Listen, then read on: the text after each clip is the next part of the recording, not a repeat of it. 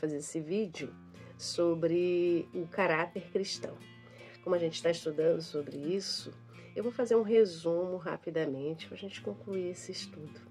E para a gente saber o que é o caráter, eu peguei no dicionário que fala que são características e traços relativos à maneira de agir e de reagir de um indivíduo ou de um grupo.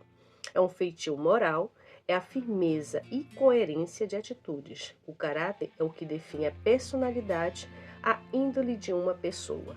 Então, mediante a esse significado, nós começamos a falar sobre o agir e o reagir, segundo o caráter cristão. E assim Deus nos direcionou sobre as bem-aventuranças, que está em Mateus, no capítulo 5, do versículo 1 ao 10. Mas eu vou fazer um resumo para você dar uma lida em casa, amém? Diz assim que as bem-aventuranças, elas contradizem o estilo de vida da sociedade.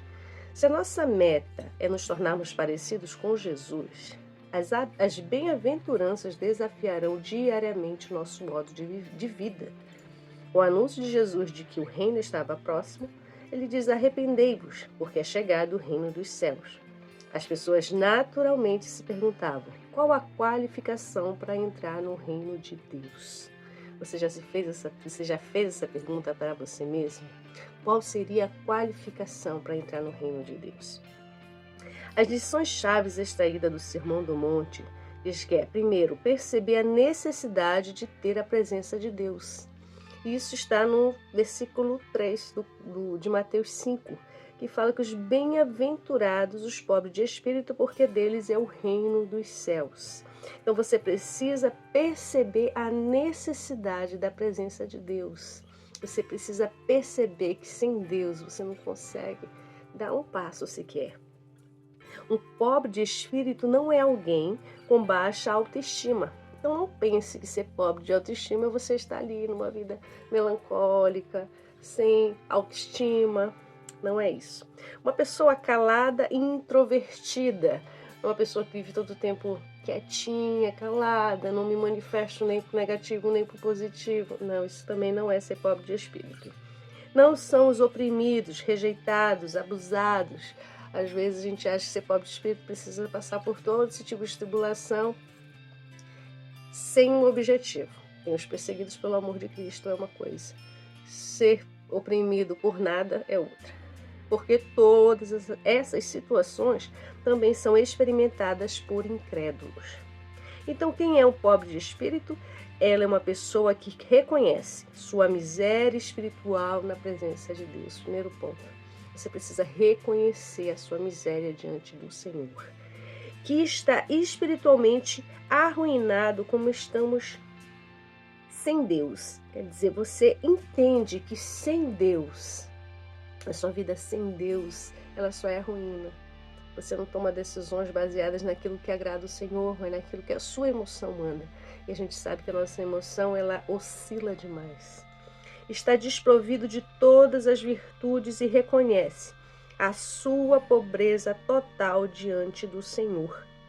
Então a gente reconhece a nossa pobreza espiritual, que só o Senhor sabe o que é melhor para nós. Amém? Os pobres de espírito exibem uma genuína humildade e são despojados de todo orgulho. O orgulho, ele é algo que a gente precisa vencer diariamente. Quando você conseguir vencer, você é um pobre de espírito. Pois assim diz o alto e sublime, que vive para sempre e cujo nome é santo. Habito no lugar alto e santo, mas habito também com os contritos e humildes de espírito, para dar novo ânimo ao espírito do humilde e um novo alento ao coração do contrito. Isaías 57, 15. Então, esse aqui é ser o pobre de espírito, resumidamente. É reconhecer a nossa pobreza diante do Senhor. Reconhecer que sem a presença dele eu não consigo tomar uma decisão. Reconhecer que eu preciso dele com toda uma intensidade, com toda a minha vida. Não é viver oprimido, não é viver com cara de vitimismo, de autopiedade, isso ser pobre de espírito. Não. Internamente é alguma necessidade, como o seu pão de cada dia. Realmente eu preciso, eu amanhecer e dizer: Senhor, eu sei que tu preparou meu dia. Eu sei, Senhor, que tu tem o melhor para mim. seja o que for, qual a situação que eu passar, eu sei que o Senhor está comigo. E aí fala da segunda parte, que é as bem-aventurados os que choram, porque eles serão consolados. O sofrimento por Cristo ele se refere às aflições que experimentamos à medida que o servimos. Ao mesmo tempo, Cristo sofre com seu povo, uma vez que está unido com ele. Então, os que choram, o sofrimento por Cristo, é um choro que vale a pena. Então, nem sempre será flores estar com Cristo. A gente vai sofrer perseguições. Sim, a gente, na verdade, muitas vezes, a maioria dos cristãos que vivem em países livres não sabe que é um sofrimento de perseguição. Mas eu acabei de ler uma matéria muito triste no Nordeste do Brasil, onde uma moça que trabalhava normal, ia para a igreja normal, ao sair do culto, ela é sequestrada por 3 homens e ela é morta apedrejada. Sabe, é uma perseguição cristã? Talvez seja, porque é algo assim onde se eles apedrejaram ela até a morte, é muito ódio nesse coração. Será que o que essa moça fez foi suficiente para fazer todo esse ódio? Não sei, ou talvez ela não fez nada, só por ser cristã ela foi atacada. Então, assim, em muitos países onde não há uma liberdade, as pessoas morrem simplesmente porque é cristã. São humilhadas publicamente, são queimadas publicamente. É fora da nossa realidade do ocidental. Mas ali pro lado do Oriente Médio, da Ásia, sabe, assim, dependendo do lugar na Ásia, você é realmente perseguido, e perseguição de morte. Coreia do Norte, você é preso, é trabalhos forçados, é humilhado até a morte para negar Jesus.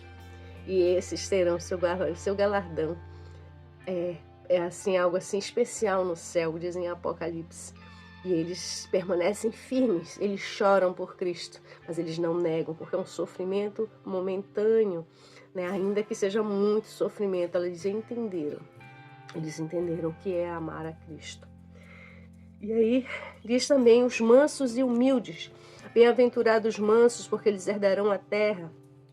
Jesus começou seu sermão com palavras que parecem contradizer-se, mas o modo de vida de Deus normalmente contradiz do mundo.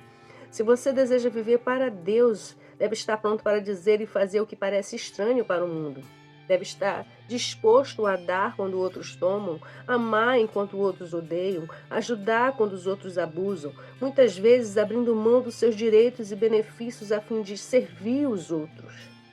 É fácil ser manso e humilde? Nesse caso? Não é simplesmente não responder a uma ofensa. Não é simplesmente isso, que não é tão simples assim. Mas é estar disposto a fazer a diferença para pessoas que não, no seu ponto de vista humano, não merecem. Merecem ser desprezadas. Mas Deus, ele muda de tal forma o nosso caráter, de tal forma que isso não entra mais no nosso coração. Se de repente alguém que me faz mal ali, sim, eu tenho a minha autodefesa. Mas se ela de repente ela é alguém que está passando por um momento difícil, precisa de ajuda, seja uma doença, seja o que for que ela estiver precisando, você como cristão, você não tem esse rancor no seu coração pelo que ela fez por você. Você vai lá e vai ajudar. É difícil? Sim. Não é fácil, mas é o que agrada o Senhor, é o caráter cristão. É o manso, é o humilde, é os que choram, os que são perseguidos. Também tem os que têm fome e sede de justiça. Bem-aventurados que têm fome e sede de justiça, porque eles serão fartos. Ter fome e sede de justiça é desejar ser como o homem descrito no Novo Testamento. O novo homem em Cristo Jesus, que anela por ser santo e ter mais da natureza de Deus em si. Ter fome e sede de justiça é desejar ser livre do próprio eu, do pecado que nos separa de Deus. Jesus diz que aqueles que têm fome e sede de justiça é que são felizes, porque serão saciados, ou seja, serão fartos daquilo que anseiam. O salmista diz: a minha alma tem sede do Deus vivo. Nós temos fome e sede de justiça. Fome e sede de justiça não é justiça própria. Não é olhar para alguém e dizer: eu vou fazer a justiça porque está errado. Não, a justiça aqui a gente está falando de justiça de Deus. Quem é a justiça de Deus na nossa vida? É o sangue de Cristo derramado sobre nós, nos purificando de todo pecado, de toda imoralidade, de toda, sabe, nos purificando por completo. Então nós temos fome e sede de Deus, nós temos fome e sede de Jesus, nós queremos ser como eles, nós queremos, sabe assim, desejar essa justiça assim dentro de nós de tal maneira que nos sacia, que nos deixa satisfeito, que a gente não precisa procurar algo nesse mundo que nos traga satisfação na alma, porque nada vai nos satisfazer, não é a melhor casa, amém, melhor carro, melhor roupa, amém, tudo isso é lícito, mas isso não traz satisfação, senão haveria tantas pessoas ricas, vazias, se suicidando, não haveria tantas pessoas vazias do amor de Deus, perdendo o sentido da vida. Quando você tem fome e sede de justiça, que é fome e sede por Cristo, Ele te sacia. E quando a tua alma começar a chorar e gritar, e você dizer, meu Deus, eu creio em Ti, mas esse vazio não sai de mim, você tem que dizer, ó minha alma, aquieta-te, como o salmista fazia. Aquieta-te, espera em Deus. Eu tenho fome e sede em Deus, no Deus vivo, existe um Deus que satisfaz o teu coração. Jesus aponta para o fato de que ter fome e sede de justiça significa ter consciência de nossas mais profundas necessidades e de que é necessário prosseguir para o alvo até que elas sejam saciadas. E o que é que nos sacia? Conhecer e prosseguir, conhecendo o Senhor. Em Oséias 6,3 diz, conheçamos e prossigamos em conhecer ao Senhor. Você conhece o suficiente ao Senhor? Eu não conheço o suficiente. Por isso eu busco muito a presença do Senhor. Eu não sei como é que você busca, também não vou dar uma receita como é que isso faz. Mas eu sei que nossos pensamentos precisam estar voltados para Ele. Eu sei que meu coração precisa estar preenchido com a presença dEle. Quando os meus pensamentos começam a oscilar para o passado ou projetar para o futuro, eu centro Ele no presente. Eu trago os louvores para a minha mente, cânticos, louvores. Eu começo a falar com o Senhor. Eu começo a pregar para mim mesmo em silêncio.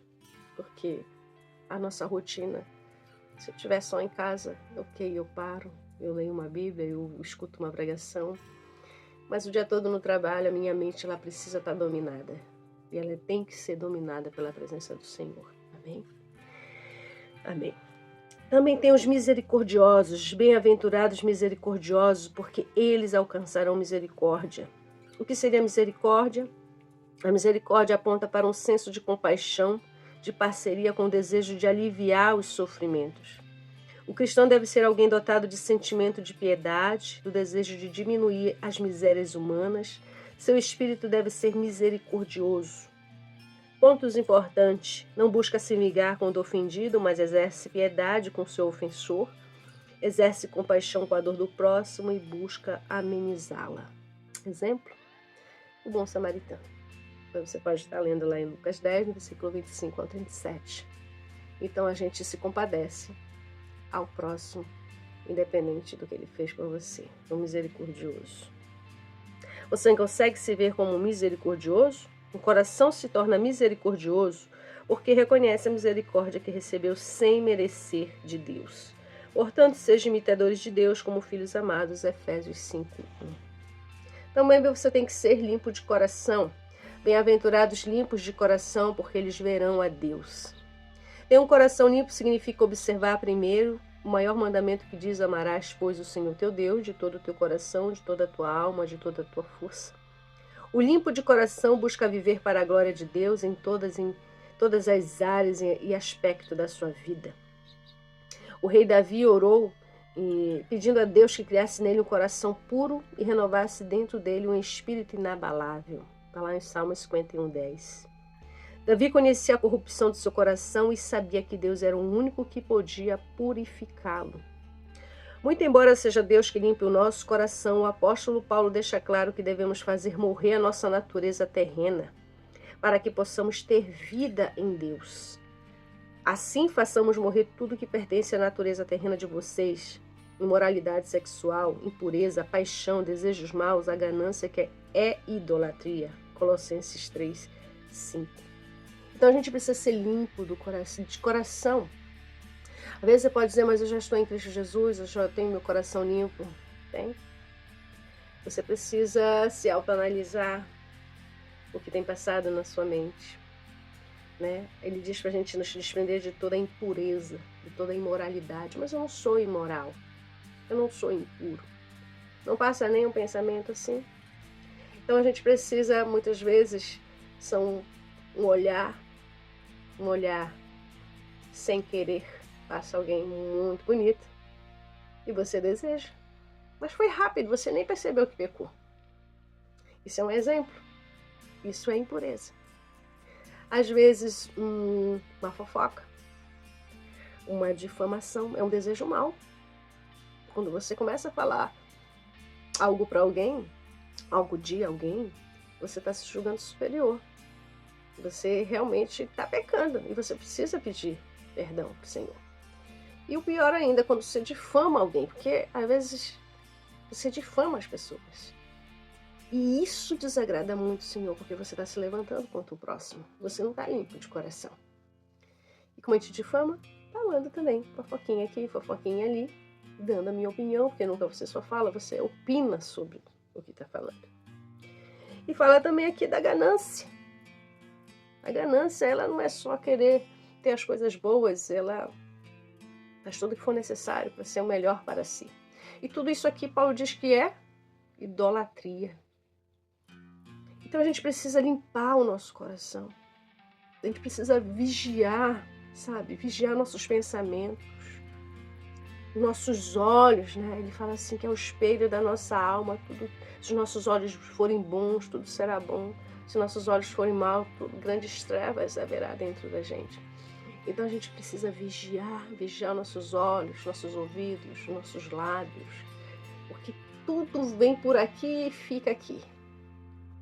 E daqui sai o que não é bom. Então eu preciso me preencher daquilo que é bom. É impossível viver, ser perfeito. É difícil. Jesus diz que ele nos aperfeiçoa. Um dia seremos perfeitos como Jesus é. Mas eu posso vigiar, sabe? Eu tenho o Espírito Santo comigo, tenho a consciência de que ele está comigo. E eu posso dizer, Espírito Santo me ajuda. Senhor, traz à memória se o que eu fiz algo hoje não te agradou. E ele traz. E você pede perdão e você, sabe, tenta no dia seguinte não fazer mais isso. Então a gente sempre cai nesses pequenos erros que a gente nem percebe e acha que é normal, tudo bem. Esse é um pequeno exemplo que eu estou dando, mas pode ser muita coisa que só você sabe. E tem os pacificadores, que bem-aventurados pacificadores, porque eles serão chamados filhos de Deus.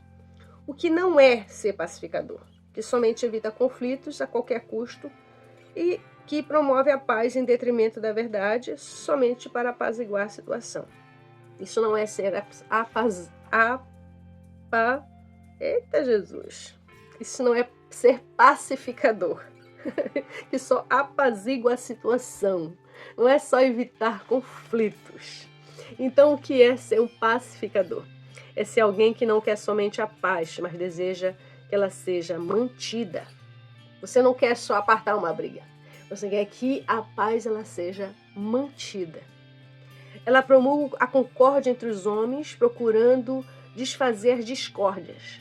O pacificador é, acima de tudo, aquele que se preocupa com o fato de que todos os homens estejam em paz com Deus. Ele sabe que existem dois lados e escuta ambos, não tirando conclusões precipitadas nem tomando partido. Ele busca fazer com que o consenso seja estabelecido, de modo que a paz também seja estabelecida, mas sem prejuízo da verdade. Qual verdade? Aquela que provém de Deus acima de tudo. O pacificador não negocia os princípios alicerçados na verdade bíblica. Então o pacificador ele não é só aquele que vamos apartar a briga e acabou. Não, ele tenta mostrar que Deus está ali no meio e que ele quer desfazer essa discórdia, que ele precisa ter paz entre os irmãos, que precisa ter, sabe, assim, realmente uma verdade estabelecida biblicamente, onde, sabe, quando você tem um problema, a Bíblia diz que você tem um problema com o irmão, você senta e conversa com ele. Você tenta resolver, se não conseguir resolver, você chama um testemunho. Você tenta resolver, se não consegue resolver, você leva para a igreja. Mas você está tentando resolver. Você está tentando resolver. Isso é o pacificador. Amém? Caráter cristão não é fácil, mas também não é impossível. E aí vamos passar para os perseguidos. Bem-aventurados que sofrem perseguição por causa da justiça, porque deles é o reino dos céus. Jesus disse para nos regozijarmos quando fomos perseguidos por causa da nossa fé. As lições de um perseguido pela fé em Cristo é: tira os olhos da recompensa terrena, remove as crenças superficiais, fortalece a fé daqueles que a suportam, suas atitudes diante da perseguição servem como exemplo para os outros. Então, os perseguidos, como a gente falou, os que choram também, lá no início, eles têm um olhar para o céu, eles têm um olhar para o futuro, um olhar para a vida eterna.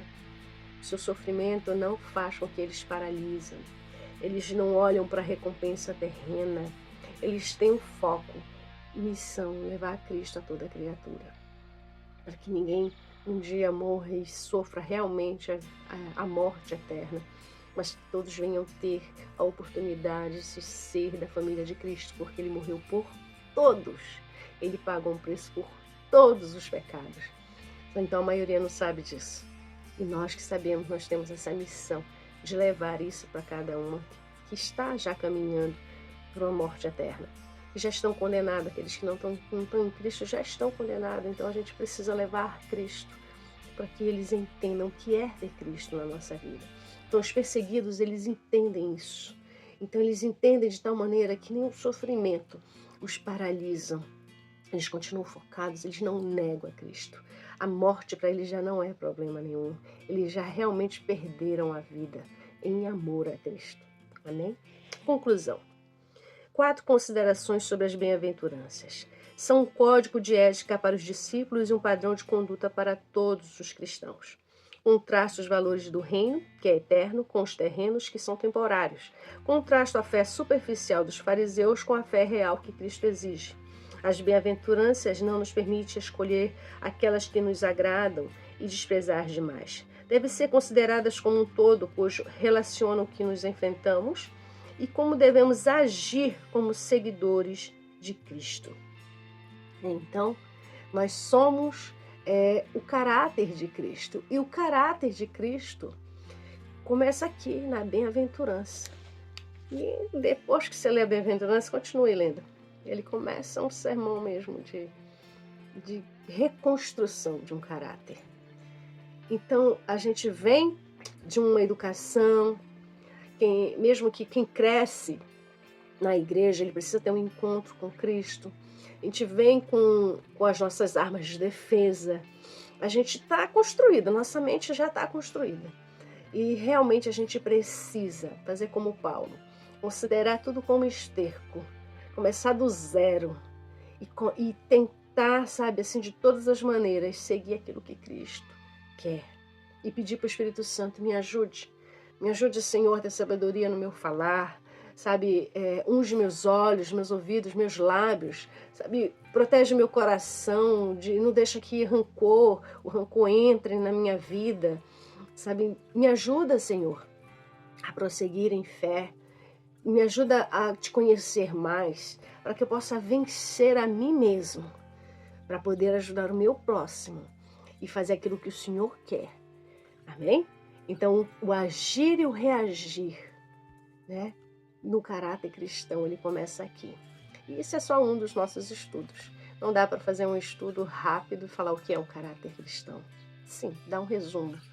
Mas quanto mais a gente mastigar a palavra, é melhor a gente entender. Então, Deus abençoe a sua vida.